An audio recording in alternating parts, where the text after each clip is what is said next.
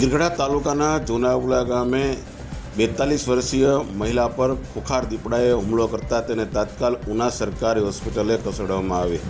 પ્રાથમિક માહિતી અનુસાર ગિરગઢા તાલુકાના જૂના ઉગલા ગામે ખુખાર દીપડાએ એક મહિલા પર હુમલો કરતા તરત જ એને ઉના સરકારી હોસ્પિટલમાં સારવાર અર્થે ખસેડવામાં આવી હતી। ત્યારે દીપડાના હુમલાઓ હાલ વધી રહ્યા છે, જેને ક્યાંક ને ક્યાંક લોકોમાં પણ ડરનો માહોલ સર્જાઈ રહ્યો છે। જ્યારે ઉના તાલુકાના દરેક સમાચાર તથા લોકલ સમાચાર જોવા માટે અમારી ઉના ન્યૂઝ ચેનલને સબસ્ક્રાઈબ કરો તથા ધંધાકીય જાહેરાત આપવા માટે અમારો સંપર્ક કરો।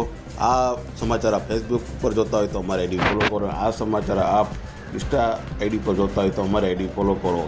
ધન્યવાદ।